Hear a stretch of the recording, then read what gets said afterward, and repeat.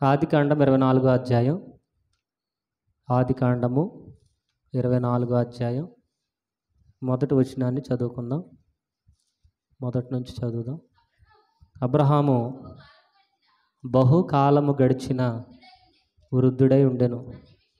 అన్ని విషయముల్లోనూ యెహోవా అబ్రహామును ఆశీర్వదించాడు. అందరూ చెప్దాం. అన్ని విషయముల్లో యెహోవా అబ్రహామును ఆశీర్వదించాడు. మరొక్కసారి, అన్ని విషయంలో యెహోవా అబ్రహామును ఆశీర్వదించాడు. దేవుడైనటువంటి యెహోవా మరి అబ్రహాము గారిని అన్ని విషయాల్లో ఆశీర్వదించారు. ఒక విషయం కాదు, 2 విషయాలు కాదు, 3 విషయాలు కాదు, కానీ అన్ని విషయాల్లో ఆశీర్వదించాడు.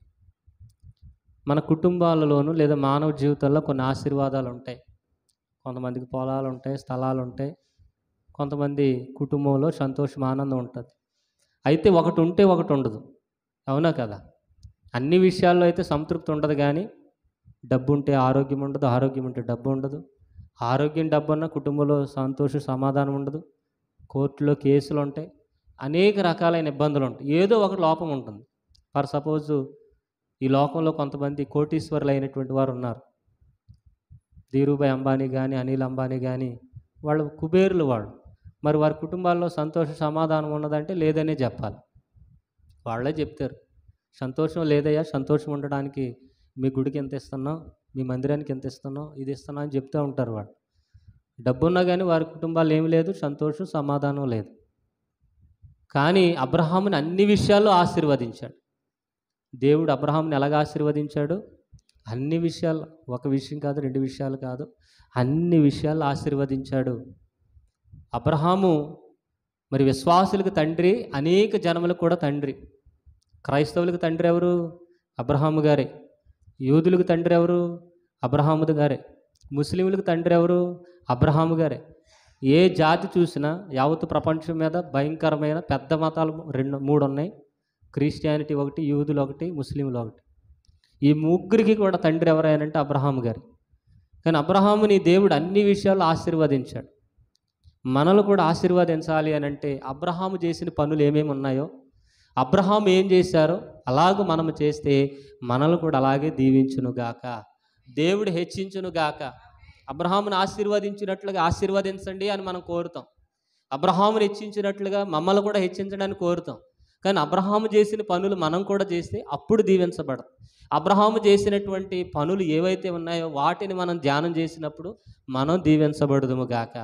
అబ్రహాం ఏమేం చేశాడో, అసలు దేవుడు ఏం చెప్పారు, అబ్రహాం ఏం చెప్పారో ఆ విషయాలు తెలుసుకుందాం. స్తోత్రం చెప్పండి ఒకసారి. ఆదికాండము 12వ అధ్యాయం మొదటి వచనం నుంచి చదువుకుందాం. ఆదికాండము 12వ అధ్యాయం మొదటి వచనం నుంచి చదువుకుందాం. యెహోవా, నీవు లేచి నీ దేశము నుండి, నీ బంధువుల యొద్ద నుండి, నీ తండ్రి ఇంటి నుండి బయలుదేరి నేను నీకు చూపించు దేశమునకు వెళ్ళుము. నిన్ను గొప్ప జనముగా చేసి నిన్ను ఆశీర్వదించి నీ నామమును గొప్ప చేయుదును. నీవు ఆశీర్వాదకరముగా ఉందువు. నిన్ను ఆశీర్వదించి వారిని ఆశీర్వదించెను. దేవుని నామానికి మహిమ కలుగునుగాక. దేవుడు తెలియబరుస్తున్నటువంటి మాట, నీ దేశము నుండి అంటే వారి దేశంలో ఉంటే ఆశీర్వదించడా దేవుడు? అబ్రహాము గారి దేశం ఏంటి? ఇరాక్ దేశం, ఊరు అనేటువంటి ప్రాంతంలో ఆయన జన్మించాడు. ఆయన ఊరేంటి? ఊరే. ఆయన ఊరి పేరు కూడా ఊరే. ఊరెళ్ళి వస్తున్నామన్న మాట అక్కడి నుంచే వచ్చింది. అబ్రహాము గారు పుట్టిన ఊరేంటి? ఊరు అనేటువంటి ప్రదేశంలో పుట్టారు ఆయన. ఆయన తండ్రి గారు తెరాహు. వీళ్ళందరూ కూడా విగ్రహారాధికులు, అన్యజనాంగం. కాబట్టి దేవుడు నీ దేశము నుంచి బయటకు రా అని అడుగుతున్నాడు. అంటే దేవుడు ఆ దేశం నుండి ఆశీర్వదించడా? ఇప్పుడు ఇక్కడ ఉంటే ఆశీర్వదించడా దేవుడు? ఎక్కడికి వెళ్ళమంటున్నాడు అని అంటే దేవుడు చూపించేటువంటి దేశానికి వెళ్ళమంటున్నాడు. ఆ దేశంలో ఎందుకు ఉండొద్దు అన్నారు అని అంటే, ఆ దేశాన్ని అబ్రహాము గారు ఉన్నటువంటి కాలానికి ఎవరు పరిపాలన చేస్తున్నారంటే నిమ్రోదు పరిపాలన చేస్తున్నారు. ఎవరు పరిపాలన చేస్తున్నారు? నిమ్రోదు అనేటువంటి ఆయన. ఈ నిమ్రోదు ఎవరు? ఆదికాండము 10వ అధ్యాయము 10వ వచనం నుంచి చదువుదాం. 8 నుంచి చదువుదాం. 8 నుంచి 10వ అధ్యాయం 8 నుంచి. ఆదికాండము 10:8. కూషు నిమ్రోదును కనెను. అతడు భూమి మీద పరాక్రమశాలి అయి ఉండుటకు ఆరంభించెను. అతడు యెహోవా ఎదుట పరాక్రమం కలిగిన వేటగాడు కాబట్టి యెహోవా ఎదుట పరాక్రమం కలిగిన వేటగాడైన నిమ్రోదు వలె అని లోకోక్తి గలదు. షినారు దేశములోని బాబేలు, ఎరెకు, అక్కదు, కల్నె అని పట్టణములు అతని రాజ్యమునకు మొదలు. హల్లెలూయా. ఆయన రాజ్యమును కట్టాడు. ఆయన రాజ్యము ఎటువంటిది అని అంటే దేవునికి విరోధమైనటువంటి రాజ్యము. దేవునికి విరోధమైనటువంటి కార్యములు నిమ్రోదు చేసేవాడు. ఈ నిమ్రోదు ఎవరైనంటే దేవునికి వ్యతిరేకమైన కార్యములు చేసి దైవ విరోధి. నిమ్రోదు ఎవరమ్మా? దైవ విరోధి. దేవుడంటే భయం లేదు, దేవుడంటే భక్తి లేదు, కానీ ప్రజలందరికీ తానే దేవుడిగా ఉండి పాపములోనికి నడిపించేటువంటి వ్యక్తి. యెహోవా ఎదుటే పరాక్రమం కలిగినటువంటి శాలి అని, పరాక్రమం కలిగినటువంటి బలాఢ్యుడని, అంటే దైవాజ్ఞలు కానీ దేవుడు కానీ మంచి అనేది అతని శరీరంలో కానీ అతని వంశంలో కానీ లేదు. అతడే ఏలుతున్నాడు. దుష్టరాజు ఆ దేశంలో ఉన్నాడు. సైతాను రాజు ఆ దేశంలో ఉన్నాడు. ఆ దేశంలో వారందరినీ వ్యభిచారులుగా మార్చాడు.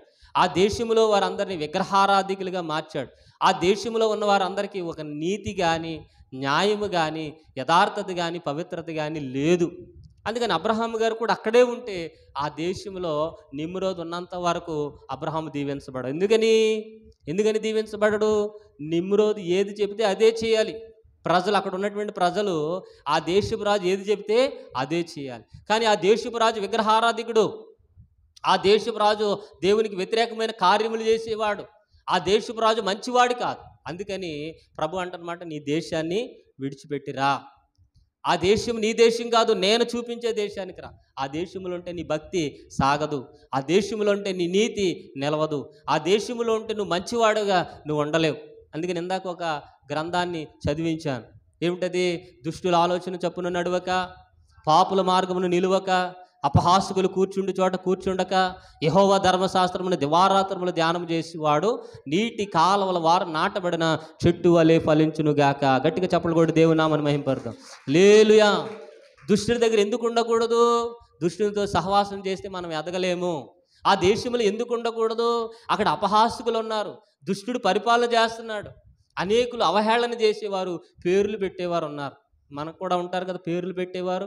మరి ఇటు కోతి మొహమోడురా, ఇటు పిల్లి మొహమోడురా, నువ్వు అలాగున్నారు ఇలాగున్నారు అంటారా అనరా? అటువంటి వారి దగ్గర నుంచి నువ్వు దూరంగా ఉండదువు గాక. ఎందుకంటే ఈ ముఖం ఎవరిచ్చింది?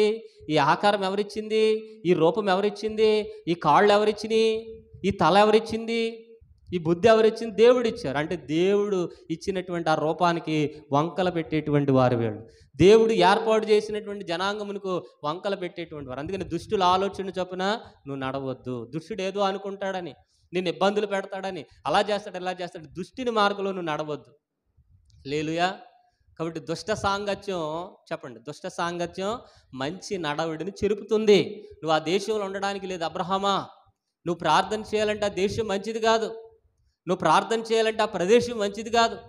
నువ్వు ప్రార్థన చేయాలి అని అంటే, నా మార్గంలో నడవాలని అంటే అక్కడ ఉన్న మనుషులు కూడా మంచివారు కాదు. నా రక్త సంబంధికులని చెప్పుకుంటున్నావే, నా బంధువులని చెప్పుకుంటున్నావే, నా వంశం వారంటే నా కులం వారని చెప్పుకుంటున్నావే, వారు కూడా మంచివారు కాదు. నీ బంధువుల దగ్గర నుంచి కూడా బయటకు వచ్చే. మొట్టమొదటి దేశాన్ని విడిచిపెట్టమన్నాడు. రెండవది బంధువులని. నీకున్నటువంటి బంధువులు, నీకున్నటువంటి రక్త సంబంధికులు. మనం అనొచ్చు, మరి పెళ్ళి అయితే ఎవరు వస్తారా ఏంటి? ఫంక్షన్లు అయితే ఎవరు వస్తారు? దినాలకు ఎవరు వస్తారు? పుట్టినరోజులకు ఎవరు వస్తారని అంటే దేవుని పిల్లలు నీ దగ్గరకు వచ్చునుగాక. రక్త సంబంధికులు రాకపోవచ్చు, రక్త సంబంధికులు నేను బలపరచకపోవచ్చు. రక్త సంబంధికులు ఎప్పుడు వస్తారో తెలుసా? నువ్వు ఆశీర్వదించబడితేనే వస్తాడు. ఆడు మావోడురా అంటాడు. నువ్వు కష్టాల్లో ఉంటే వస్తారా? నువ్వు శ్రమల్లో ఉంటే వస్తారా? నీ కొరకు ప్రార్థన చేస్తారా?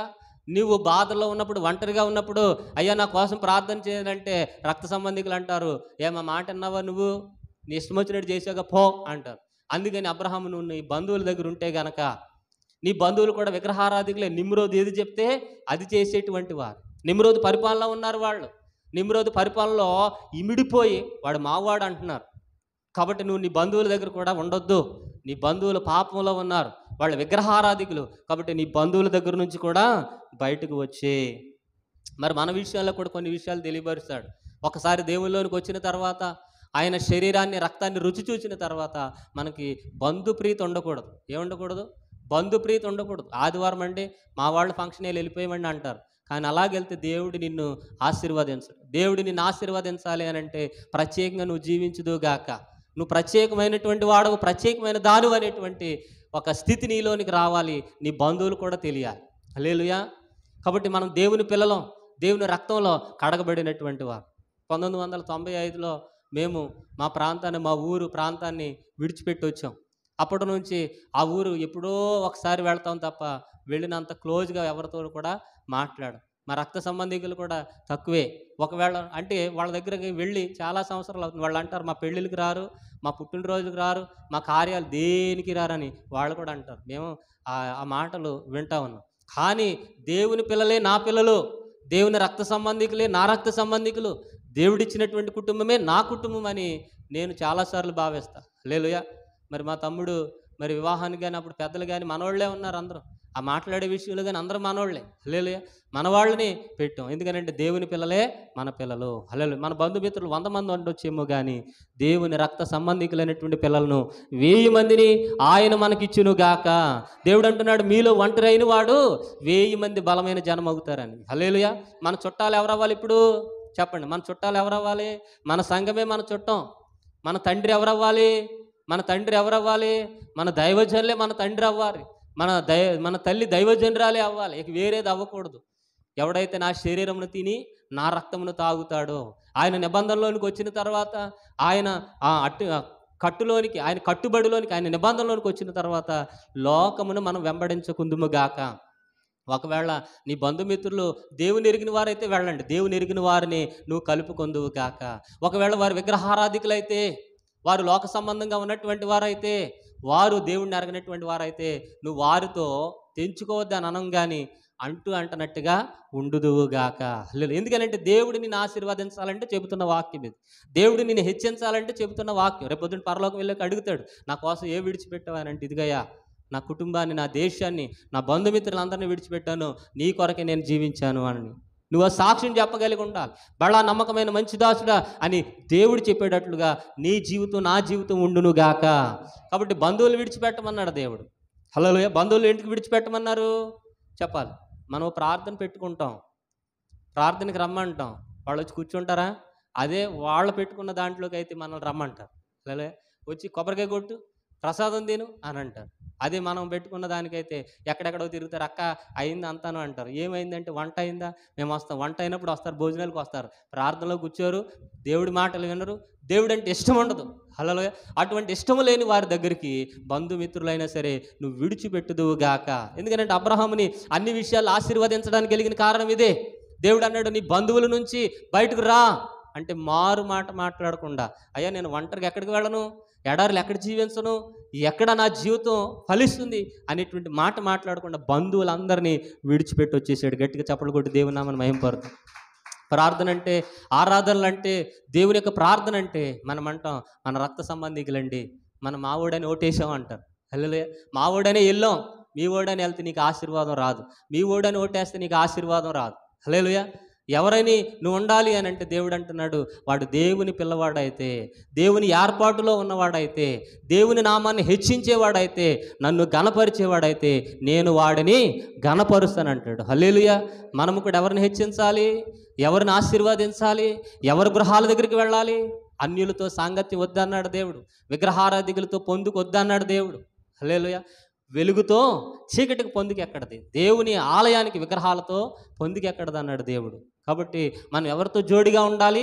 విశ్వాసులతోనే జోడిగా ఉండుదుముగాక. కొంతమంది మరి వివాహం చేసుకున్న, ఫంక్షన్లు చేసుకున్న, పుట్టినరోజులు చేసుకున్న, దిన కార్యక్రమాలు చేసుకున్న మావాడు మావాడు మావాడు అంటాడు. అలాగంటే నీకు ఆశీర్వాదం రాదు. హల్లెలూయా. మన సంఘమే మన కుటుంబం అవ్వాలి, మన మందిరమే మన దేవుని ఇల్లు లేదా మన ఇల్లు అవ్వాలి. అప్పుడే నువ్వు ఆశీర్వదించబడుదువుగా.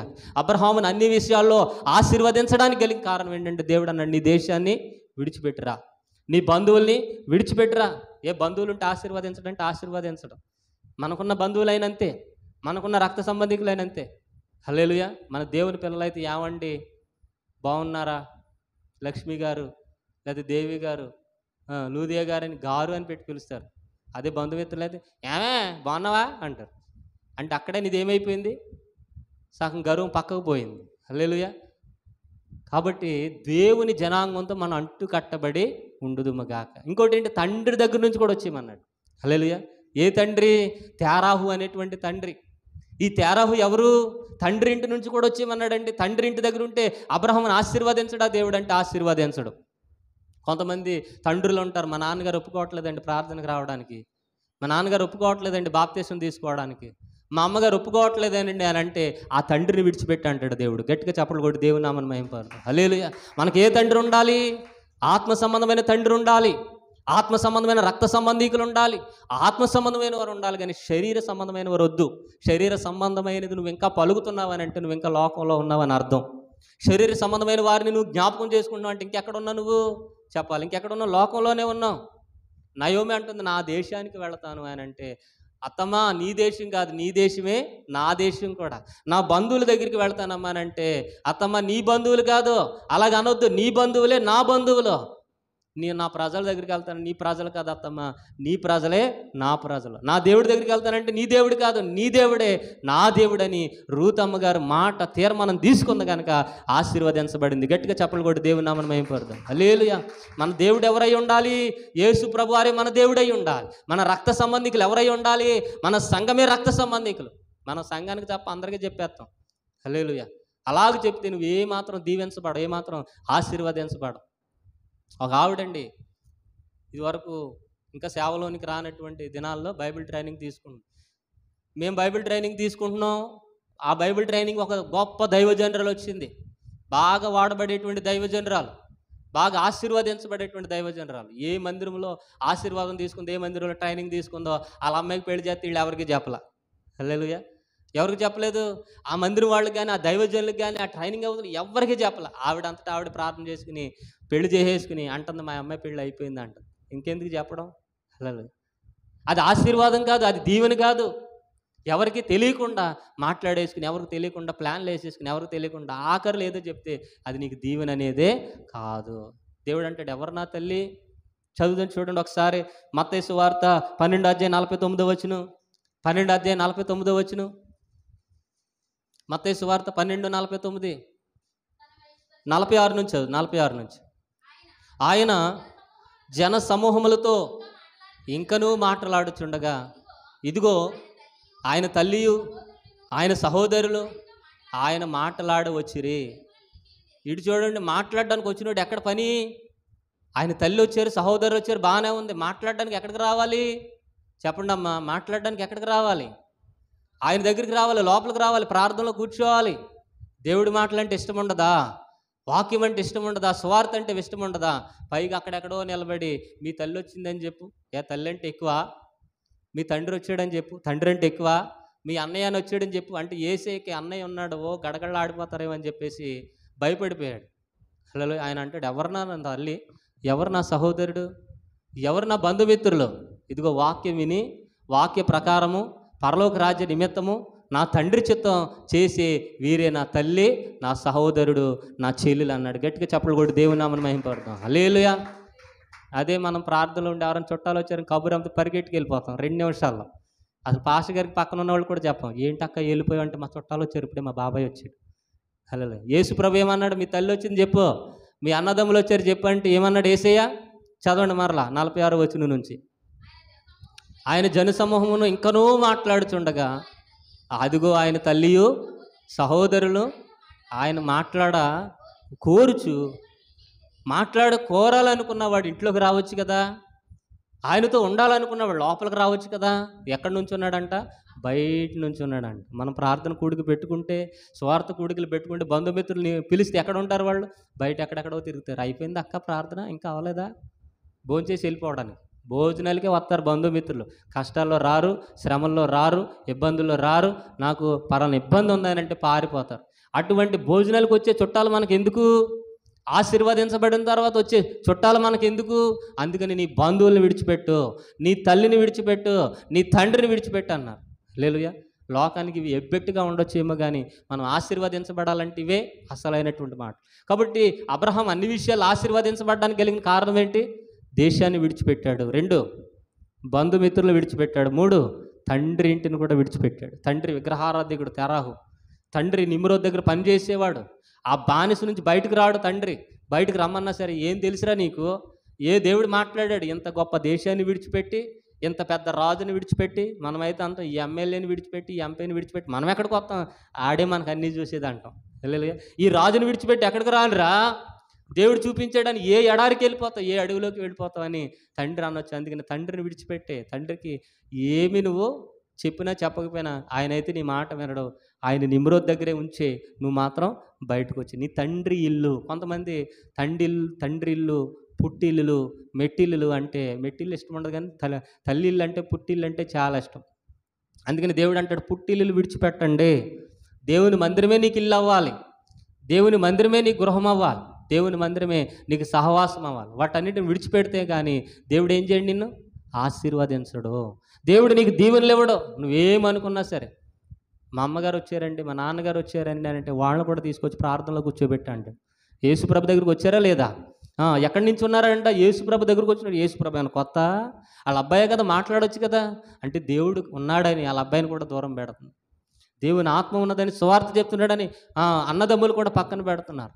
ఏం చేస్తున్నారు? వెలుపటి నిలుచున్నారంట. వెలుపటి నిలిచేవారు మనకి ఎందుకండి? మనల్ని కలుపుకోనికి వారు మనకి ఎందుకండి? అలాగంటే ఎలాగ పాస్టర్ గారు? అలాగంటే ఎలాగ? మన పెళ్ళికి రావాలా? మనకు పెట్టాలి కదా. ఏం పెడతారు మీకు? ఒక 100 రూపాయలు కానుకిస్తారేమో. హల్లెలూయా. ఇక అంతకు మించి ఏమి ఇవ్వరు. ఆ 100 రే పెద్దమ్మ ఏం పెట్టిందో చూడు, మావి ఏం పెట్టాడో చూడు, ఏం చూస్తాను? 100 రూపాయల కంటే ఎక్కువ ఉండదా? హల్లెలూయా. వాళ్ళందరినీ నువ్వు విడిచిపెట్టిన రోజునే దేవుడు నిన్ను దీవించునుగాక, దేవుడు నిన్ను ఆశీర్వదించునుగాక, దేవుడు నిన్ను హెచ్చించునుగాక. చదవండి, వెలుపుటి నిలిచిపోయి ఏమంటున్నారు? కబురు పంపిస్తున్నారండి. బంధుమిత్రులు ఏం చేస్తారో తెలుసా? కబుర్లు పంపిస్తారండోయ్. ఎప్పుడు పంపిస్తారు? కష్టాల్లో ఉన్నప్పుడు పంపిస్తారు నీ కబుర్లు. ఇంట్లో ఏదైనా అయితే కబుర్లు పంపించరు. నువ్వు కూడా ఆశీర్వదించబడితే, నువ్వు కూడా మంచి ఇల్లు కట్టుకుంటే కబురు పంపిస్తారు. అంతేనా? నువ్వు కూడా బ్యాంక్ లోన్ తీసుకుని అష్ట కష్టాలు పడి నీ కూతురికో కుమారుడికో జాబ్ వచ్చి మంచి స్థితిలో ఉన్నానుకో, ఏమక్క మన అమ్మాయికి జాబ్ వచ్చిందంటగా, అప్పుడు మాట్లాడతారు. అప్పుడు దాకా మాట్లాడరు. ఏమయ్యా మనోడు మంచి గవర్నమెంట్ జాబ్ కొట్టాడంటగా, అప్పుడు దాకా. మరి కష్టాల్లో ఉన్నప్పుడు, శ్రమల్లో ఉన్నప్పుడు, అనారోగ్యంలో ఉన్నప్పుడు గుర్తు రాలేదు ఈ బంధుమిత్రులు? అప్పుడు గుర్తు రాలేదా? ఒక వాదాలోనికి వెళ్ళిన తర్వాత కబురు పంపిస్తారండి. అప్పుడు దాకా ఎక్కడ ఉంటారు? బయట ఉంటారు. ఎక్కడ ఉంటారు? బయట ఉంటారు. అటువంటి బంధువు నీకొద్దు, అటువంటి రక్త సంబంధికులు నీకొద్దు, అటువంటి మనుషులు నీకొద్దు అంటున్నాడు. హల్లెలూయా. ఎక్కడ నిలిచున్నారంటే వెలుపుట నిలిచి ఏం చేస్తున్నారు వాళ్ళు? అప్పుడొకడు, ఇదిగో నీ తండ్రి వచ్చారయ్యా, నీ తల్లి వచ్చింది, ఆయన ఎవరితోనో కబురు పంపేది ఏంటండి? వాళ్ళే రావచ్చు. అక్కడ దాకా వచ్చిన వాళ్ళు, గుమ్మం దాకా వచ్చిన వాళ్ళు లోపలికి రారా? చెప్పండి ఒకసారి. గుమ్మం దాకా వచ్చిన వాళ్ళు లోపలికి రారా? అక్కడ ఆగిపోయి చెప్తున్నారు అని అంటే ప్రెస్టేజ్ ఇష్యూ అనమాట. అదేమి ఇష్యూ? Prestige issue. కొంతమంది ప్రెస్టేజ్ ఇష్యూలు ఉంటాయి. నీ గడప తొక్కితేనే నా గడప తొక్కుతావు, నా గడప తొక్కితే నీ గడప తొక్కుతావు, నువ్వు నా ఇంటికి వస్తే నేను నీ ఇంటికి వస్తాను, నువ్వు నా ఇంటికి వస్తే నా ఇంటికి వస్తా, నువ్వు నాకేది ఇస్తే నేను నీకు అదే పెడతా అనేవాళ్లే బంధుమిత్రులు. అటువంటి వారు మనం విడిచిపెడుదుము గాక. ఎందుకనంటే దేవుని రాజ్యం ఫలించదండి. దేవుని రాజ్యానికి వెళ్ళాం. పోయిన వారం మాట్లాడుకుని ఇక్కడికి ఎక్కిరమ్ము అని అంటే నువ్వు అంటావు, ఇదిగో మా బంధుమిత్రులు అందరూ ఉన్నారు, వాళ్ళు రాకుండా నేను రానయ్యా అన్నావు అనుకో, విడవబడతావు. విడవబడితే మహాశ్రమల కాలంలోకి వెళ్ళిపోతావు. హల్లెలూయా. బయట నిలిచి ఏమంటున్నారు వాళ్ళు? ఇదిగో ఒకరిని పంపించి, ఇదిగో నీ తల్లి వచ్చిందని చెప్పు, నీ సహోదరుడు వచ్చాడని చెప్పు, కబురు పంపిస్తున్నారు. చెప్పు. అందుకు ఆయన ఆ సంగతి చెప్పిన వాడినే చూసారే మొహం పగిలిపోతారా, నీకు ఎవడరా నా తల్లి ఎవడరా? నువ్వు మంచి ఇంట్రెస్ట్గా ఉండి ఆత్మతో వాక్యాలు చెప్తుంటే, పరలోక రాజ్య మహిమ చెప్తూ ఉంటే, నా తండ్రి మాటలు చెప్తూ ఉంటే, ఎవరు నా తల్లి? అడ్డంగా వచ్చి వాక్యాన్ని ఆపేస్తుంది, అడ్డంగా వచ్చి ప్రార్థన ఆపేస్తుంది, సువార్త కూడికి ఆపేస్తుంది. ఎవరు? నా తల్లి. ఎవరు? నా సహోదరులు. ప్రార్థనలు ఆపేవాళ్ళండి సహోదరులు, ప్రార్థనలు ఆపేవాళ్ళండి సరైనటువంటి బంధువులు. ఏం ఆపుతారంటే వాళ్ళు? ప్రార్థనలు ఆపుతారు. కొంతమంది మధ్యలో నడిచి వెళ్ళిపోతారు, లేచి వెళ్ళిపోతారు. మా వాళ్ళు వెళ్ళిపోయారని వీళ్ళు వెళ్ళిపోతారు. హల్లెలూయా. మధ్యలో ఆపేవాళ్ళు కాదు, ప్రార్థన ఆపుతున్నారు. మంచి పరలోక రాజ్యాన్ని విషయంలో యేసే చెప్తా ఉంటే వాళ్ళని చూసి చెప్పినోడికి బుద్ధి చెప్తున్నాడు. ఎవడైతే కబురు తీసుకొచ్చాడో, నువ్వు వాక్యం వినకుండా నీకేం పని, అటు ఇటు తిరుగుతున్నావు. కొంతమంది వాక్యం చెప్తా ఉంటే అటు ఇటు తిరిగి ఎవరు వచ్చారో చూస్తారు, వీళ్ళు మాత్రం వాక్యం వినరు. కొంతమంది ఏం చేస్తారు చెప్పండి అమ్మా? ప్రార్థన వినకుండా, వాక్యం వినకుండా, ఎవరు వచ్చారా, వాళ్ళు వచ్చారని చూస్తాడు. వీడు ఆ బ్యాచే. ఎవరిని చూశాడు? ఏసేని చూడట్లే, ఏసే మాటలంటలా. వాళ్ళ అమ్మ నాన్న వచ్చాడని ప్రార్థన నుంచి లేచి వెళ్ళిపోయి వాళ్ళకి స్వాగతం పలుకుతున్నాడు. రెండమ్మా రండి, స్వాగతం సుస్వాగతం, ఏసే తల్లి ఏసే సహోదరులు రండి రండి రండి అంటున్నాడు. ఇక ఆడిని చూసి బుద్ధి చెప్పాడారా, నీకు ఎవరు, నువ్వు ప్రార్థన మానేసి కుదురుగా కూర్చోకుండా చెప్పే వినకుండా నువ్వెవరి దగ్గరికి వెళ్ళావు? బయట ఉన్న వాళ్ళ దగ్గరికి నువ్వు వెళ్ళావు. బయట ఉన్న వాళ్ళతో మనకు సంబంధం ఏంటి? బయట ఉన్న వాళ్ళతో మనకు సంబంధం ఏంటి? బయట ఉన్న వాళ్ళని మనం ఏమాత్రం లెక్క చేయకుందుముగాక. వాడితో అంటున్నాడు ఏమని? చదవండి. తన శిష్యుల వైపు చూసి, ఇదిగో నా తల్లి, నా సహోదరులు, మా పరలోకమందున్న మా తండ్రి చిత్తము చప్పును జరిగించువాడే నా సహోదరుడు, నా సహోదరి, నా తల్లి అని నేను గట్టిగా చప్పలు కొట్టి దేవుని నామని మహింపరదు. యేసు ప్రభు వారు 3.5 సంవత్సరాలు 33 సంవత్సరాలు జీవించారు. ఎవరి మీద ఆధారపడాల. అమ్మ లేకుండా నేను ఉండలేను, తండ్రి లేకుండా నేను ఉండలేను, అన్నదమ్ములు అక్క చెల్లి లేకుండా నేను ఉండలేనని ఇప్పుడు అనాలి. ఆయన ఎవరి మీద ఆధారపడ్డారు? దేవుడి మీద ఆధారపడి దేవుని ఆత్మ కలిగి దేవుని పరిచర్య, దేవుని చిత్తమును జరిగించాడు. మనం కూడా ఈ లోకంలోనికి వచ్చాం. ఎవరు పంపిస్తే వచ్చాం? చెప్పండి, ఎవరు పంపిస్తే వచ్చాం? దేవుడు పంపిస్తే వచ్చాం. బంధువులు పంపిస్తే రాలా. ఇక్కడ ఏర్పడింది బంధువర్గం అంతా ఇక్కడే ఏర్పడింది. పరలోక రాజ్యంలో వాళ్ళు ఉండరు. పరలోక రాజ్యం నిన్ను తీసుకుని వెళ్ళరు, నీకు సహాయం చేయరు, నిన్ను ఆదరించరు. కాబట్టి బంధువుల వైపు నువ్వు చూడొద్దు, రక్త సంబంధికుల వైపు నువ్వు చూడొద్దు. ఎవరి వైపు చూస్తావు? దేవుడి వైపే మనం చూచుదుము గాక, దేవుడే మనల్ని బలపరచును గాక. హల్లెలూయా. కాబట్టి దేవుడు అంటున్న మాట మార్కు సువార్త 10వ అధ్యాయం 29వ వచనం చదువుతాం. మార్కు 10:29. అందుకు యేసెట్లా, నేను నా నిమిత్తమును, నా సువార్త నిమిత్తమును, ఇంటినైనను, అన్నదమ్ములనైనను, అక్క చెల్లెండ్రైనను, తల్లిదండ్రులైనను, పిల్లలనైనను, భూములనైనను విడిచినవాడు ఇప్పుడు ఇహమందు హింసలు వస్తే రావచ్చు, గృహం లేదని, హింసలు రావచ్చు, బంధుమిత్రులు లేరని, హింసలు రావచ్చు, నాకు వాళ్ళు లేరు వీళ్ళు లేరని, కానీ పర సంబంధమందు 100 ఆశీర్వాదం నీకు ఇచ్చునుగాక. బిగ్గరగా చప్పలు కొట్టి దేవుని నామమున మహిమపరుద్దాం. రాబోవు లోకమందు ఇంట్లోనూ స్థలాన్ని దేవుడు ఇచ్చునుగాక, దేవుడు నిన్ను బలపరచునుగాక, దేవుడు నిన్ను హెచ్చించునుగాక. కాబట్టి దేవుని వైపు చూస్తూ, నీకు ఎవరున్నా ఏమి లేకపోయినా చెప్పాలి, ఎవరున్నా ఏమి లేకపోయినా దేవుడే నీకు ఉండునుగాక. ఒక పాట ఉంది, మేడున్నా మిద్దున్నా పెద్ద గద్దె మీద నీవన్నా, నీలో ఏసన్న లేకపోతే ఉన్నదంతా సున్నా, కానీ ఏసన్న నుండి ఏమీ లేకపోయినా అన్నీ వచ్చేస్తాయి. హల్లెలూయా. కాబట్టి దేవుడే మనకు ఆధారం అవునుగాక, యేసయ్య మనకు ఆధారం అవునుగాక. రూతు గ్రంథం 1వ అధ్యాయం 16వ వచనాన్ని చదివితే అక్కడ అంటుంది రూతు అమ్మగారు, నీ దేవుడే నా దేవుడు, నీ జనాంగమే నా జనాంగము, నీ ప్రజలే నా ప్రజలు, నువ్వు మృతి పొందు చోటనే నేను మృతి పొందుతాను, మరణం తప్ప. ఇటు చూడండి, నా వైపు చూడండి అమ్మ, బైబిల్లో తిరగేస్తున్నారు కానీ ఇంటికి వెళ్ళిన తర్వాత తిరగండి. ఆదికాండం నుంచి ప్రకటన గ్రంథం వరకు చదివేయండి. హల్లెలూయా. ఖాళీ ఉండదంటారా? స్తోత్రం చెప్పండి ఒకసారి. హల్లెలూయా గట్టిగా చెప్పండి. ఇంకా కొంచెం గట్టిగా చేతులు పైకెత్తి చెప్పండి. 2 చేతులు పైకెత్తి చెప్పండి. చేతులు ఎందుకు ఎత్తాలని చెప్పాను ఇందాక ఎందుకు చెప్పాను? చేతులు ఎత్తాలని, చేతులు ఎత్తి ఆరాధన చేయాలని. ఆయన సింహాసనం పరలోకంలో ఉంది. ఎక్కడుంది? పరలోకంలో ఉంది. మనం ఎక్కడున్నాం? భూమి మీద ఉన్నాం. అందుకని ఆయనకి అలా చెప్పాలన్నమాట, ఎలా తడతా ఉండాలి, పరలోకం తడుతున్నట్టు లెక్క అనమాట. దేవుని నామానికి మహిమ. హల్లెలూయా అన్నప్పుడు ఆయన కిందకు చూస్తాడు. అప్పుడు దేవుడు మనల్ని ఆశీర్వదించును గాక. అందుకని 2 చేతులు పైకెత్తి హల్లెలూయా అని చెప్పాలి. ఎందుకనంటే ఆయన ఏం చేస్తాడు?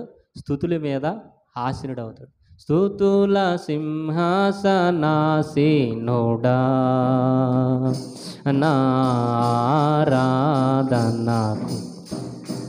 ఆరాధనకు యోగ్యుడా, స్తుతుల సింహాసనాసీనుడా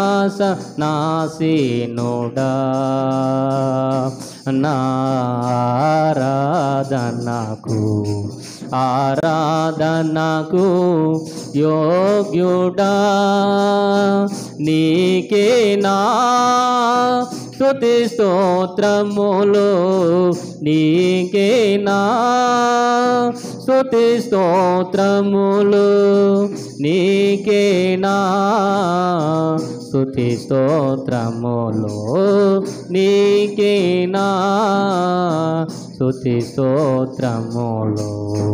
స్తుతుల సింహాసనాసీనుడా. హల్లెలూయా. చెప్పండి, స్తోత్రం చెప్పండి. ఆ స్తుతులు చెప్పినప్పుడు ఆయన ఏమవుతాడంటే ఆసీనుడు అవుతాడంట. దేవుని నామానికి మహిమ కలుగునుగా. ఈ ధన్యత ఎవరి దగ్గర లేదు కదా. ఎక్కడా లేదు కదా, ఏ మతంలోనూ లేదు. హల్లెలూయా. మన దగ్గరే ఉంది. స్తుతి అంటే ఆయన వచ్చును గాక, స్తోత్రం అంటే ఆయన వచ్చును గాక, దేవా యేసయ్యా నీకే స్తుతి స్తోత్రములు అని అంటే ఆయన ఆసీనుడు అయిపోతాడంట. హల్లెలూయా. ఆయనకి వేరే కుర్చీలు ఏమీ అక్కర్లేదు, కానీ స్తుతుల సింహాసనం మీదే ఆయన ఆసీనుడు అయిపోతాడు. ఇజ్రాయేలు యొక్కయు బాలురు యొక్కయు స్తుతుల మీద ఆసీనుడై ఉన్న దేవా. అందుకని అస్తమాటు స్తోత్రం అంటే ఎవరిని పలకరిస్తున్నట్టు? పరమందు దేవుడైన వాడిని తడుతున్నాం అనమాట, షేక్ హ్యాండ్ ఇస్తున్నాం అనమాట. హల్లెలూయా. అప్పుడు మనం ఆశీర్వాదం నొందుదుము గాక. కాబట్టి రూత్ అమ్మగారు అంటుంది ఏమని చెప్పండి? నీ దేవుడే నా దేవుడు. అందుకు రూతు నా వెంబడి రావద్దని నువ్వు చెప్పొద్దు, నన్ను విడిచిపెట్టని నువ్వు అనొద్దు, బ్రతిమాలు కొనవద్దు. నువ్వు వెళ్ళి చోటకే నేను వస్తాను, నువ్వు నివసించే చోటనే నేను నివసిస్తాను. ఎందుకనంటే రూత్ అమ్మగారు ఎవరు? మోయాబీరాలు. విగ్రహారాధన మరలా వస్తుందని, పాపంలోనికి మరలా వెళ్తుందని నన్ను అలాగా వద్దమ్మా, నేను నీ దేవుడి దగ్గరికి వస్తాను, నీ దేవుడు ఉన్నతమైన వాడు, నీ దేవుడు నిజమైన దేవుడు, నీ ప్రజలు నిజమైన దేవుడిని ఆరాధన చేస్తున్నారు, నీ ప్రజలు ఉన్న చోటే నేను ఉంటానని రూత్ అమ్మగారు చెప్పుకుంది కనుక ఆ గ్రంథానికి ఏ పేరు పెట్టాలి? యాక్చువల్లీ నయోమి అని పేరు పెట్టాలి కదా, కానీ ఏ పేరు పెట్టారు? రూత్ అమ్మ అని పెట్టారు. అంటే పరిశుద్ధాత్మదేవుడు అలా పలికించాడు. కోడలు అత్తకు మించిన కోడలు అయిపోయింది. గట్టిగా చప్పట్లు కొట్టి దేవుని నామని మహిమపడదు. హల్లెలూయా. నిజంగా నయోమి బ్రతుకుంటే ఒప్పుకునేదేమో నా కోడల పేరు పెడతారంటే మొత్తం క్యారెక్టర్ అంతా చరిత్ర అంతా నాదైతేనో, నాది నా భర్తది, నా దేశానిది నా దేవుడిదైతే రూత్ అమ్మగారు పెడతారా? రూత్ అమ్మ ఎవరు?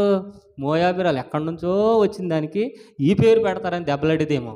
హల్లెలూయా. కానీ అత్తకు మించిన కోడలుగా భక్తిలో ఎదిగింది. ఎందులో ఎదిగింది? భక్తిలో ఎదిగింది. మనం ఎక్కడ ఎదుగుతున్నామో మనము కూడా దేవుని సన్నిధానంలో ఉండుదుము గాక. రూత్ అమ్మగారు కూడా తన బంధుమిత్రులు విడిచిపెట్టింది, తన తండ్రిని విడిచిపెట్టింది, తన దేశాన్ని విడిచిపెట్టింది, తనకున్న సమస్తాన్ని విడిచిపెట్టి ఎవరి దగ్గరికి వచ్చింది? దేవుని ప్రజల దగ్గరికి వచ్చింది. గట్టిగా చప్పులు కూడా దేవుని నామని మైపడు. అందుకని దేవుడు హెచ్చించారు. తర్వాత చదువుదాం. హెబ్రీలకు రాసిన పత్రిక 11వ అధ్యాయము 24వ వచనం చదివి ముగించేసుకుందాం.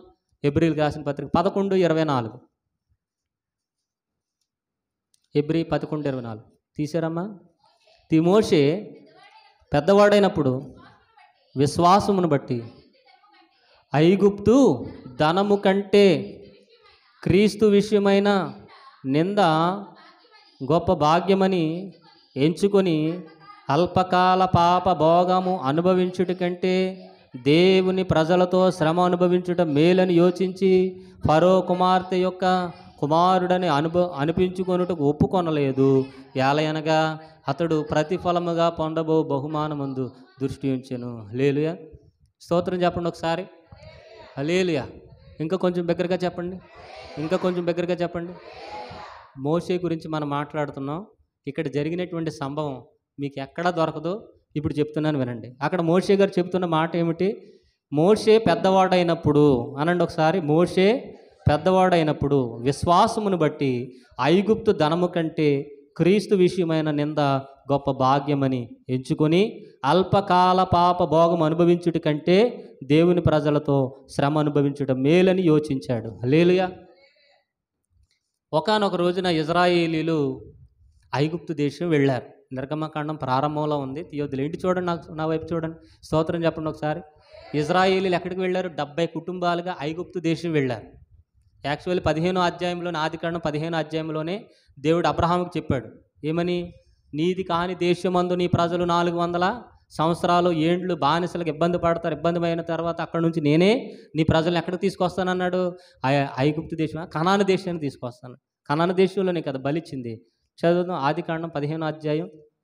అలా చూస్తారంటే మన ఇంకా చదవలేదు ఇది ఎప్పుడును, చాలాసార్లు చెప్పుకున్నాం. మన మందిరంలో చెప్పే వాక్యాలకి ఎక్కడ మీకు దొరకవు. 12 నుంచి చదువుదాం. 15వ అధ్యాయం 12 ఆదికాండం. ప్రొద్దుగుంకర పోయినప్పుడు అబ్రహామునకు గాఢ నిద్ర పట్టెను, బరికమైన కటిక చీకటి అతని కమ్మగా, ఆయన సంతతి వారు నీ సంతతి వారు తమది కాని పరదేశమందు నివసించి ఆ దేశం వారిని దాసులుగా నుంచుదురు. వారు 400 ఏండ్లు వీరిని శ్రమ పెట్టుదురు. వీరు ఎవరికి దాసులు అవుదురు? ఆ జనమునికి నేనే తీర్పు తీర్చుదును. బయలుదేరి వచ్చుదురు. అంటే కనాను దేశం మొట్టమొదట ఎవరిదే? కనాను దేశం ఎవరిది మొట్టమొదట? అబ్రహాముదే. అబ్రహాము నివసించిన ప్రాంతం అది.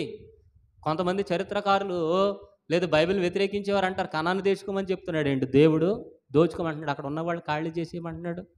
అక్కడ ఉన్న వాళ్ళు వెళ్ళిపోమంటున్నాడు, దోచుకోమంటున్నాడు, ఆయన ఒక దేవుడేని అంటారు. కానీ కనాను దేశం ఎవరిది యాక్చువల్గా? అబ్రహాముది. అబ్రహాముకి దేవుడు వాగ్దానం ఇచ్చారు. కానీ వీళ్ళు ఎక్కడికి వెళ్ళిపోయారు? ఐగుప్తు దేశం వెళ్ళిపోయారు. అబ్రహాము తర్వాత ఇస్సాకు పుట్టాడు, ఇస్సాకు తర్వాత యాకోబు పుట్టాడు, యాకోబు తర్వాత 12 మంది పిల్లలు పుట్టారు. 12 మందిలోంచి యోసేపు వచ్చాడు. యోసేపు జనాంగమే ఎక్కడికి వెళ్ళారు? ఐగుప్తుకి వెళ్ళారు. యోసేపుని ఎరగని కొత్త రాజులు వచ్చారు. ఎవరు వచ్చారు? యోసేపుని ఎరగని కొత్త రాజులు. రామ్సేస్ II అనేటువంటి ఆయన వచ్చి అక్కడ యోసేపు ఉన్నంతకాలం ఐగుప్తు దేశానికి ఏముంది? ఇజ్రాయేలీలకి ఏముంది? ఆశీర్వాదం ఉంది, దీవెన ఉంది. ఎప్పుడైతే యోసేపు చనిపోయాడో ఇక దీవెన అనేది లేదు. ఇజ్రాయేల్ ప్రజలను చూసి ఫరో రాజులు, ఐగుప్తు దేశ ఆ ప్రాంతం వారందరూ కుళ్ళుకుంటున్నారంట. ఇజ్రాయేలీలు ప్రబలుతున్నారు, ఇజ్రాయేలీలు ఆశీర్వదించబడుతున్నారు, ఇజ్రాయేలీలు అభివృద్ధి చెందుతున్నారు. ఇక వీళ్ళు కన్ను కుట్టుకుంటుంది.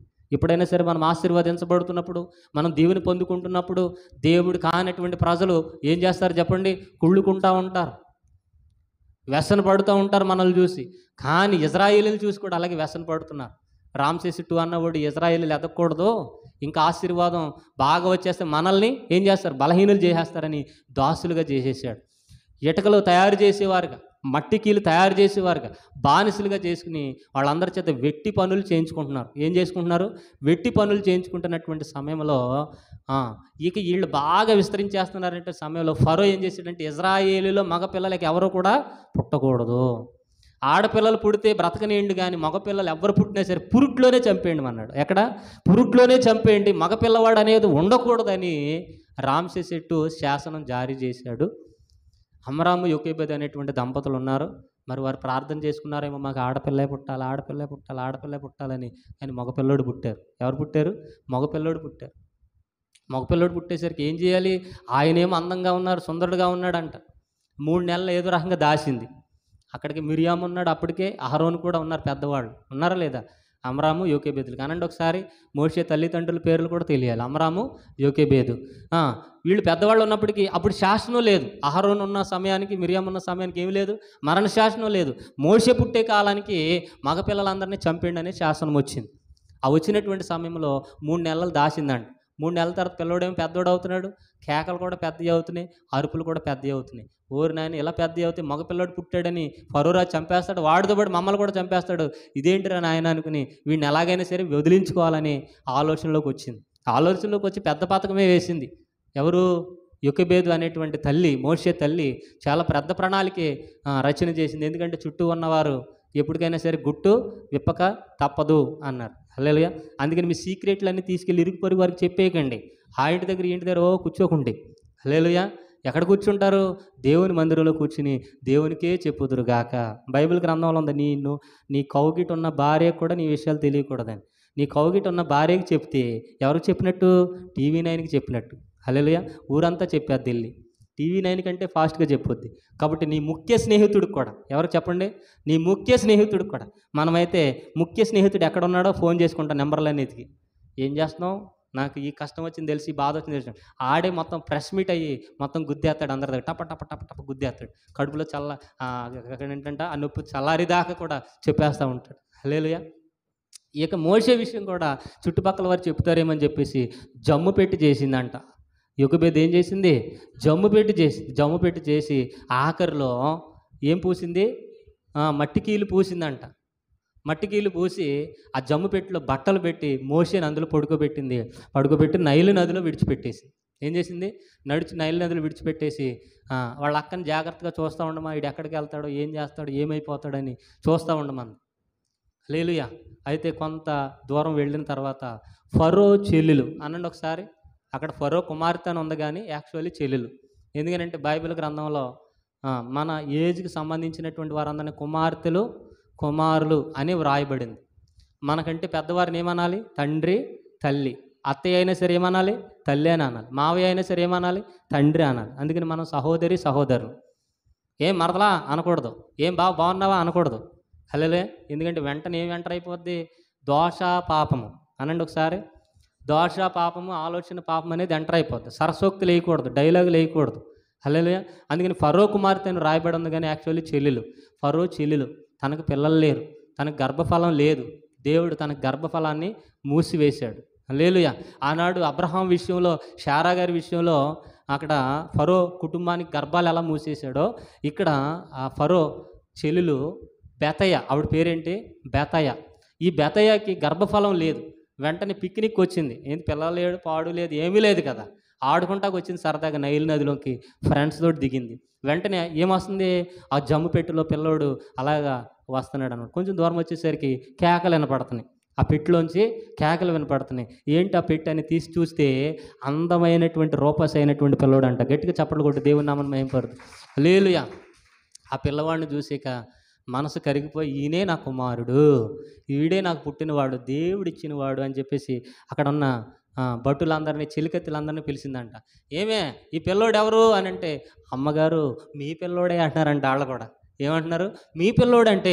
అబ్బా ఎంత మాట అన్నావమ్మా, ఇప్పుడు వరకు ఇటువంటి మాట నేను ఎప్పుడేం లేదు, నా చెవుల్లో అమృతం పోసినట్టు ఉంది. నిజంగా ఈడు నా కొడుకే. ఎవరికి చెప్పిన ఏం చెప్తారు చెప్పండి, ఎవరికి చెప్పిన ఏం చెప్తారు, ఈ పిల్లోడు నా పిల్లోడే, ఈ పిల్లోడు నేను కన్న పిల్లోడే, నా కుమారుడే అని అందరికీ చెప్పండి. నోరేమన్నా మెదిపారో మీ మూతులు కోసేస్తాను అన్నదండి. మా అన్నయ్యకి అసలే చెప్పకుండా, ఆడు అసలే దుర్మార్గుడు, 2 సంవత్సరాల పిల్లలందరినీ చంపేయమన్నాడు. ఆడికి అసలు చెప్పకుండా అని మొత్తానికి తీసుకుందండి. తీసుకుని ఎత్తుకుని ఆడేస్తుంది. అబ్బా పిల్లోడు ఎంత చక్కగా ఉన్నాడు, అందంగా ఉన్నాడు, సంతోషంగా ఉన్నాడని ఏం చేసింది, ఎత్తుకుంది, ఆడేస్తుంది. చెలికత్తులు అందరూ చూశారు, చాలా రూపస్గా ఉన్నాడు, అందంగా ఉన్నాడని. కొంతసేపటి తర్వాత మిరియాం వచ్చిందంట. అమ్మగారు అమ్మగారు అమ్మగారు అనుకుంటా మిరియాం వచ్చింది. ఏంటి నువ్వు పని చేసుకుంటే ఎక్కడికి ఎందుకు వచ్చావు అని అంటే, పిల్లోడు దొరికాడు అంటగా అమ్మగారు అన్నది. దొరకడం ఏంటి, ఈ నా పిల్లోడు అంది. మీ పిల్లోడే అమ్మగారు. ఎవరు అడుగు నేను చెప్తా, నా పిల్లోడని చెప్పు, దొరికాడని చెప్పావో నీ నాలుగు కోసేస్తాను అన్నదండి. సరే అమ్మగారు అని చెప్పి మీ అబ్బాయిని ఎత్తుకుంటానని ఒకసారి ఎత్తుకునేసరికి ఇక ఏడుపు మొదలు పెట్టాడు. కొయ్యి కొయ్యి కొయ్యి కొయ్యమని ఏడుస్తున్నాడు. ఎందుకు ఏడుస్తారు పిల్లలు, ఆకలేసి పాలు కోసం ఏడుస్తారు. మరి ఇక్కడ ఎవరి దగ్గర పాలు లేవు. ఇక మిరియామ్మ గారు అనుకుంది, అమ్మగారు మా ఊర్లో మా పేటలో మొన్నే ఒక ఆవిడకి డెలివరీ అయింది. డెలివరీ అయితే పిల్లోడు చచ్చిపోయాడు, పురుట్లోనే చచ్చిపోయాడు. కాబట్టి ఆ తల్లి అయితే రెడీగా ఉంది పాలు ఇవ్వడానికి. ఆ తల్లిని ఈ పిల్లోడికి తీసుకురమ్మంటారా, పాలు కావాలి కదా, లేదంటే ఏడు పాపడు కదా అని అంటే, ఇక ఈవిడేం చేస్తుంది, తీసుకురా ఆవిడికి శాలరీ ఇద్దాం, ఆవిడికి డబ్బులు ఇద్దాం, తీసుకురా అని చెప్పేసి, లేదా ఈ పిల్లోడిని తీసుకెళ్ళడము, ఆవిడని తీసుకొస్తాం, మొత్తానికి పాలు ఇచ్చి పెంచి తల్లిగా ఆవిడ మారిపోయింది. మరలా గట్టిగా చప్పట్లు కొట్టి దేవుని నామమున అయిపోతుంది. మళ్ళీ ఈ పిల్లోడు ఎక్కడికి వెళ్ళాడు, మళ్ళీ తల్లి దగ్గరికి వెళ్ళాడు. అయితే మోషే తల్లి అని తెలియక మొత్తానికి ఎదుగుతూ ఉన్నాడు. పాలు తాగాడు, ఎదిగాడు. యుక్త వయసు వచ్చింది, పాలు విడిచే సమయం వచ్చింది, పాలు విడిచేశాడు. ఇక ఎవరు కుమారుడిగా పెరుగుతున్నాడు, ఫరో కుమారుడిగానే. ఇండైరెక్ట్గా మాట్లాడాలంటే ఎవరు కుమారుడిగా, ఫరో కుమారుడిగా పెరుగుతున్నాడు. ఇక తల్లి దూరం అయిపోయింది, తండ్రి దూరం అయిపోయారు. ఇక రాజవస్త్రాలు ధరించుకున్నాడు. పెద్దవాడు అవుతున్నాడు మోషే, రాజవస్త్రాలు ధరించుకున్నాడు, తలకి బంగారు కిరీటం ధరించుకున్నాడు, నడుముకి బంగారు దట్టి ధరించుకున్నాడు, నార వస్త్రాలు ధరించాడు, చేతికి వేళ్ళు పెట్టాడు. ఇక ఒళ్ళంతా బంగారు చెప్పులంట. చెప్పులు కూడా ఏం చెప్పులు, బంగారపు చెప్పులు. ఆయన తిన్నదే తిండి, ఆయనకి ఏది కావాలంటే అది. దరిదాపుగా 100 మంది చెలికత్తులు, 100 మంది పనివారు మోషే చుట్టూ ఉన్నారంట. ఒకడు రమ్మంటే వస్తాడు, ఒకడు వెళ్ళమంటే వెళతాడు. రాజు కుమారుడిగా పెరిగాడంట. గట్టిగా చప్పట్లు కొట్టి దేవుని నామమున మహిమపడతాం. హల్లెలూయా. ఎలా మారిపోయాడు, రాజకుమారుడిగా దరిదాపుగా 40 సంవత్సరాలు పెరిగాడంట. ఎన్ని సంవత్సరాలు, 40 సంవత్సరాలు. ఇక యుక్త వయసు వచ్చింది, పెద్దవాడు అయిపోయాడు. ఇక రాజరికాన్ని అనుభవిస్తున్నాడు. అక్కడ ఉన్నటువంటి తిండి, అక్కడ ఉన్నటువంటి కాస్ట్లీ వస్తువులు, అక్కడ ఉన్నటువంటి రాజభోగం, రాయల్ లైఫ్ అంటారు. ఏంటది, రాయల్ లైఫ్, రాజభోగాన్ని అనుభవిస్తున్నాడు. అనుభవిస్తే మొత్తానికి ఆ అమ్మ చెప్పిందో, ఈ అమ్మ చెప్పిందో, ఏ అమ్మ చెప్పిందో కానీ మొత్తానికి సీక్రెట్ బయటపడింది. ఏం బయటపడింది, సీక్రెట్ బయటపడింది.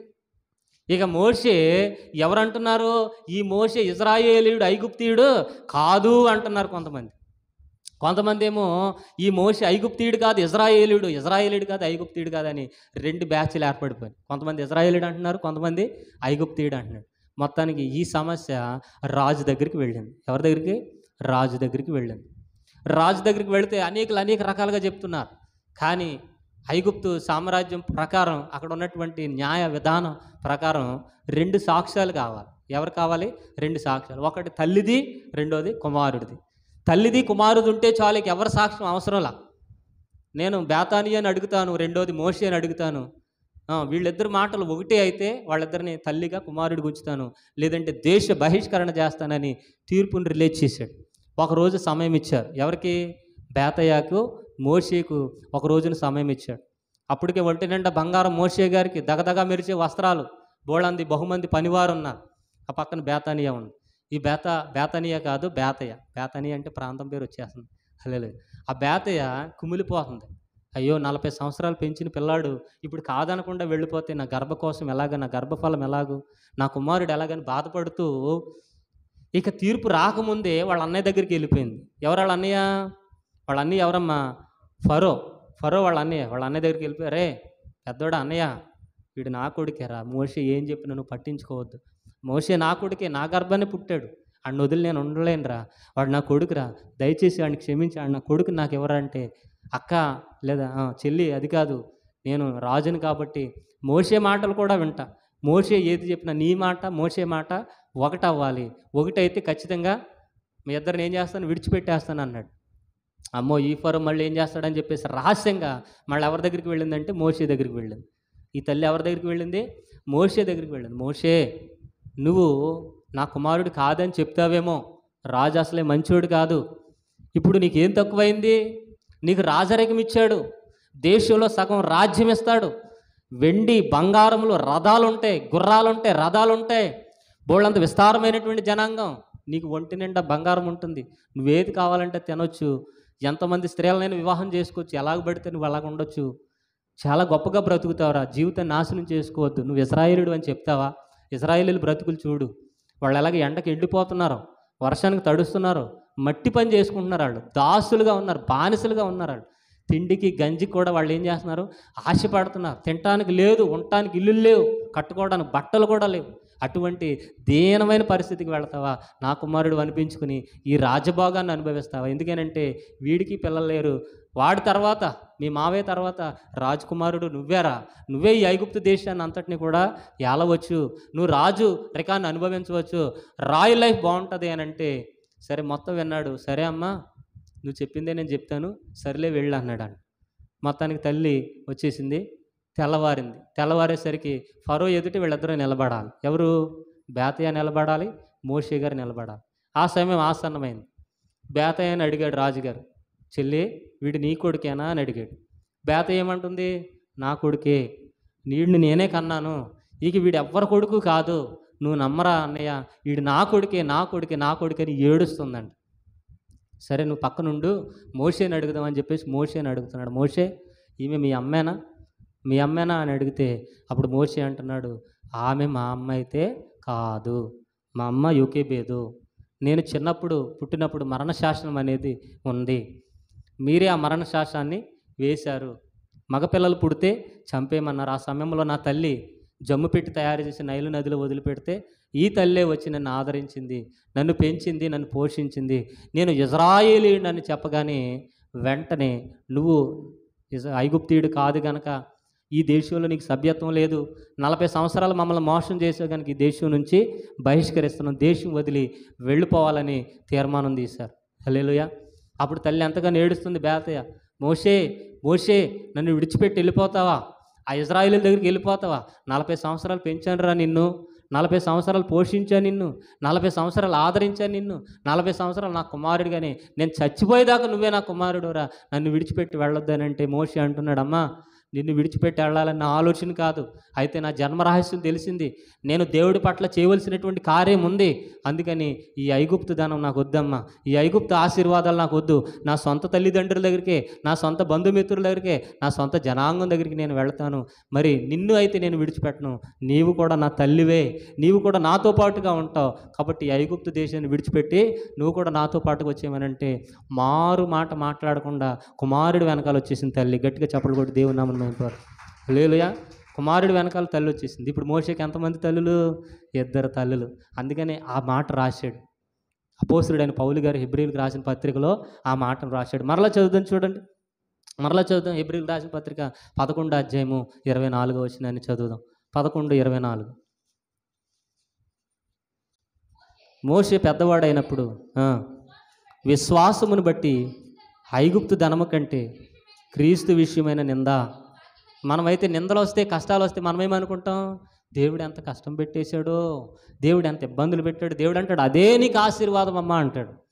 మనమంటాం ఎన్ని నిందలు పెట్టాడు, ఎన్ని అవమానాలు పెట్టాడు. మనమైతే ఏం చేస్తాం? ఇప్పుడే కనుక ఒకడు 10 కోట్లు సూట్ కేసు పట్టుకుని అమ్మ ఈ మందిరాన్ని విడిచిపెట్టి దేవుని విడిచిపెడితే ఈ 10 కోట్లు మీకే అంటే సంకలో పెట్టుకుని మరి వెళ్ళిపోతాం. హల్లెలూయా. విడిచిపెట్టి వెళ్తామా వెళ్ళమా? కానీ మోషే గారు అంటున్నారు 10 కోట్లు ఇచ్చినా కాదు, దేశం ఇచ్చేసినా సరే, అర్ధ భాగం కాదు, ఫుల్ రాజ్యం ఇచ్చేసినా సరే మోషే అంటున్నటువంటి మాట ఏమంటున్నాడు? మోషే పెద్దవాడైనప్పుడు విశ్వాసం బట్టి ఐగుప్తు ధనము కంటే క్రీస్తు విషయమైన నింద గొప్ప భాగ్యమని ఎంచుకున్నాడు. మనం క్రీస్తు కొరకు నిలబడాలి. బంధుమిత్రుల దగ్గర, రక్త సంబంధికుల దగ్గర, దేశంలోను, రాజ్యంలోను, మన గ్రామంలోను దేవుని కొరకు మనం నిలబడుదుము గాక. క్రీస్తు కొరకు మనం నిలబడుదుము గాక. మన దైవజనులు ఎవరో మనం చెప్పుకోవాలి. మన మందిరం ఏదో మనం చెప్పుకోవాలి. అబ్బా నేను మందిరానికి వెళ్ళదు అని చెప్పేసి దాచిపెట్టకూడదు దేవుణ్ణి. మోషే గారు ఒక్క నిమిషం ఆలోచన చేసి నేను నీకే పుట్టానంటే ఏమయ్యేది మోషే గారికి? చెప్పండి, మోషే గారికి ఏమయ్యేది? రాజరికాన్ని అనుభవించడా? చికెన్ బిర్యానీలు, దమ్ బిర్యానీలు, పొటేళ్ళు ఎన్ని కోస్తారు, ఎన్ని వధిస్తారు. కానీ నాకు ఏమొద్దు, ఆ గంజి మెతుకులే నాకు చాలు, ఆ పచ్చడి మెతుకులే నాకు చాలు, దేవుని పిల్లల దగ్గరే నేను ఉంటానని మోషే గారు ఏం చేశారు? త్యజించుకున్నారు విశ్వాసం బట్టి. క్రీస్తు విషయమైన నింద గొప్ప భాగ్యమని ఎంచుకుని అల్పకాల పాప భోగములు అనుభవించుట కంటే, అనండి ఒకసారి, అల్పకాల పాప భోగములు అనుభవించుట కంటే దేవుని ప్రజలతో శ్రమ అనుభవించుట మేలని యోచించాడు. దేవుని ప్రజలతో శ్రమ అనుభవించగలుగుతున్నావు నువ్వు?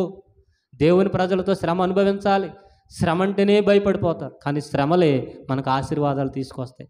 శ్రమలే మనకు దీవెన తీసుకొస్తాయి. ఎటువంటి ఆశీర్వాదం, ఎటువంటి దీవెన అంటే రేపొద్దుటి రాజు పరలోకంలో రాజులకు రాజుగా, ప్రభులకు రెండోసారి వచ్చిన తర్వాత బళా నమ్మకమైన మంచి దాసుడా, మంచి దాసురాల నా కొరకు నిందలు అనుభవించో, నా కొరకు శ్రమ అనుభవించో, నా కొరకు ఎన్నో అవమానాలు అనుభవించావు, కాబట్టి నిన్ను అన్ని విషయాలలో ఆశీర్వదిస్తున్నాను. ఇదిగో ఈ 10 పట్టణాలు నీవే, ఇదిగో ఈ 5 పట్టణాలు నీవే, ఇదిగో ఈ ప్రాంతం అంతా నీదే, నువ్వు కూడా ఏలంటాడు. గట్టిగా చెప్పలు కూడా దేవుని నామమున మహిమపడదాం. వాటిని కోసం మనం జీవించుదామా? ఈ లోకంలో బంధుమిత్రుల కోసం, ఆచారముల కోసం, మనుషులేదో అనుకుంటారని దాని ప్రకారం జీవించుదామా? అబ్రహాము అన్ని విషయాలు ఆశీర్వదించడానికి కలిగిన కారణం దేవుడు చెప్పినటువంటి మాట విన్నాడు. ఎవరు చెప్పిన మాట? దేవుడు చెప్పినటువంటి మాట విన్నాడు. దేవుడు ఏ ప్రాంతానికి వెళ్ళమంటే ఆ ప్రాంతానికి వెళ్ళాడు, ఎలా ఉండమంటే అలా ఉన్నాడు, ఏం తినమంటే అదే తిన్నాడు. హల్లెలూయా. మనము కూడా దేవుని వాక్యానికి, దేవుని చిత్తానికి కట్టుబడి ఉంటే మనము కూడా అన్ని విషయాలలో ఆశీర్వాదం పొందుకుందుముగాక. రూతు వలె మన పేర్లు జీవగ్రంథంలో వ్రాయబడునుగాక. మోషే వలె మన యొక్క పేర్లు జీవగ్రంథంలో వ్రాయబడునుగాక. అందుకని మోషేను దేవుడు అంటున్నాడు, మోషే నా ఇల్లంతటిలో, చెప్పండి, నా ఇల్లంతటిలో నమ్మకమైన వాడు. మోషేని అందుకే ఎదురు చూశాడు 430 సంవత్సరాలు. మోషే నమ్మకమైన వాడు అంట. నమ్మకమైన వాడు, సాత్వికుడు కూడా. చెప్పండి ఒకసారి, మోషే ఎటువంటి వాడు? నమ్మకమైన వాడు, సాత్వికుడు. నిందొస్తుంటే, శ్రమ వస్తుంటే, ఇబ్బంది వస్తుంటే మనం నమ్మకస్తులుగా ఉంటున్నాం. దేవుని దూరం పెట్టేసి లోకాచారములు నడుస్తున్నాము. దేవునికి నమ్మకస్తులుగా ఉండాలి. దావీదుని అంటున్నాడు, ఇతను నా హృదయానుసారుడు. దేవుడు దావీదును చూసి యథార్థవంతుడు అంటున్నాడు. హల్లెలూయా. ఇంకొక ఎవరిని? నోవాహును చూసి. నోవాహు ఆ ప్రాంతంలో అనేకులు వ్యభిచారంలో, పాపంలో, తినడంలో, త్రాగడంలో, సుఖించడంలో ఉంటే జలప్రళయం వచ్చి ఆ సమయంలో చూశాడంట. జనాలందరినీ చెక్ చేశాడంట. చెక్ చేస్తే ఈ తరము వారిలో, అనండి ఒకసారి, ఈ తరము వారిలో నీవే నాకు నా ఎదుట నీతిమంతుడిగా కనబడుతున్నావు, నేను నిన్ను హెచ్చించుదును గాక అన్నాడు. గట్టిగా చెప్పలు కూడా దేవుని నామమున మహిమపడు. దేవుడు మనల్ని చూస్తాడండి, మన యథార్థతను చూస్తాడు, మన పవిత్రతను చూస్తాడు. క్రీస్తు విషయమైన నిందలు అనుభవిస్తున్నప్పుడు, శ్రమలు అనుభవిస్తున్నప్పుడు, బాధలు అనుభవిస్తున్నప్పుడు ఒక్కసారి అలా చూస్తాడు. ఈ జనాంగం కంటే నువ్వు ప్రత్యేకంగా ఉన్నావా లేదని చూస్తాడు. ఒక్క క్యారెక్టర్ నీకుంటే, ఏం క్యారెక్టర్ అది? నీతి, యథార్థత, నమ్మకత్వం. ఈ లక్షణం కనుకుంటే దేవుడు నిన్ను హెచ్చించునుగాక. ఈ లోకపు తండ్రి దావీదును గొర్రెల కాపరి చేశాడు, కానీ దేవుడు రాజుగా చేసేసాడు. గట్టిగా చెప్పలు కొట్టి దేవుని నామమున మహిమపడు. హల్లెలూయా. కాబట్టి ఈ లోక సంబంధమైన ఐగుప్తు ధనము లాంటిది పాపం, ఆ భోగములు మనం అనుభవించడం కంటే క్రీస్తు విషయంలోనే మనం నిలకడగా ఉంటే దేవుడు మనల్ని హెచ్చించునుగాక, దేవుడు మనల్ని బలపరచునుగాక, దేవుడు మనల్ని ఉన్నతమైన స్థానంలో నిలవబెట్టునుగాక. దేవుడు చెప్పినటువంటి ప్రతి మాట వింటే దేవుడు మనల్ని దానియేలు హెచ్చించినట్లుగా, ఎస్తేరుని హెచ్చించినట్లుగా మనల్ని కూడా హెచ్చించునుగాక. అటువంటి కృపా ధన్యత మనందరికీ తోడైండునుగాక.